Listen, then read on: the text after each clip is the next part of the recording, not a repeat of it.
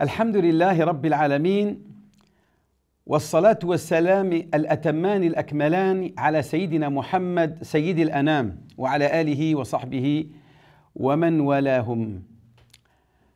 Ahibati fillah, chers frères et chères sœurs, ravi de vous retrouver dans votre émission Qui me suivent, réalisée par la Grande Mosquée de Paris, dans lequel nous découvrons la définition et la compréhension d'un certain nombre de vocabulaires qui permettent d'enrichir nos connaissances et notre culture religieuse en général, y compris l'islam et les religions qui la côtoient ou qui l'ont précédée.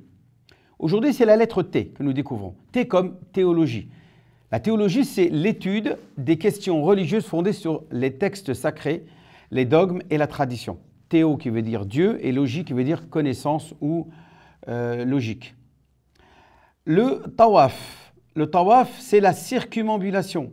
C'est le fait d'accomplir 7 fois le tour autour de la Kaaba, effectué par les musulmans en pèlerinage à la Mecque et autour de la Kaaba.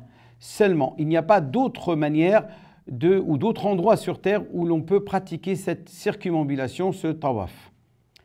Le T de tahara. Tahara, c'est la purification.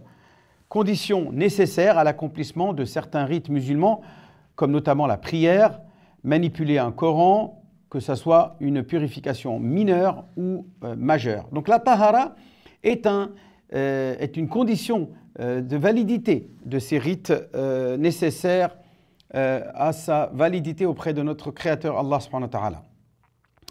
Le T de trône. Le trône qui est celui de Dieu est la plus grande création de Dieu, créée juste après l'eau. L'eau sur laquelle repose le trône d'Allah subhanahu wa ta'ala, comme le dit dans le Coran, wa kana arshuhu ala al-ma.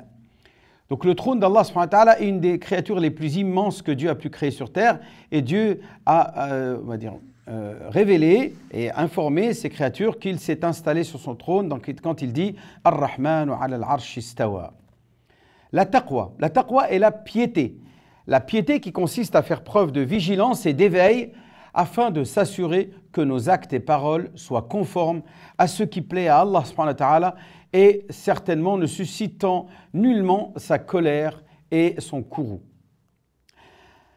Le T de Torah, at-Tawrat, nom sous lequel les Juifs désignent le Pentateuque révélé à Moïse.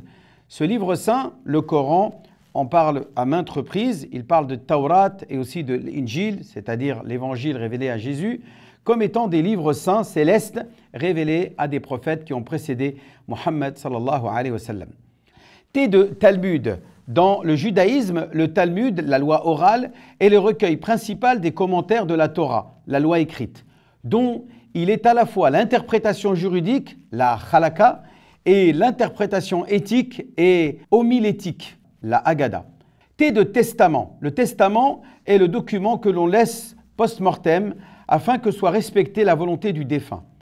Le nouveau et les évangiles et l'ancien qui est formé des livres de la Bible hébraïque, le Tanakh et d'autres livres de la fin de la période qui ne sont pas inclus dans le canon hébraïque actuel. Il constitue la première partie de la Bible chrétienne, la seconde partie étant le Nouveau Testament. T de Trinité. Qu'est-ce que la Trinité dans le christianisme? La Trinité, ou Sainte Trinité, est le Dieu unique en 3 personnages distincts, le Père, le Fils et le Saint-Esprit, égaux, ayant la même substance divine, c'est-à-dire la consistance et l'essence divine. C'est la croyance des chrétiens qui se distingue bien entendu de la foi musulmane. Enfin, je terminerai par la Toussaint. La Toussaint, en latin, Solemnitas Omnium Sanctorum, est une solennité catholique qui honore tous les saints connus et inconnus. C'est ainsi que nous parachevons cette lettre T en espérant que nous ayons acquis encore plus de culture qui nous permettent d'enrichir notre personnalité et nos connaissances. En vous souhaitant une bonne continuité, je vous souhaite à toutes et à tous une bonne période de rentrée scolaire et je vous salue des salutations de l'islam. Assalamu alaikum wa rahmatullahi ta'ala wa barakatuh.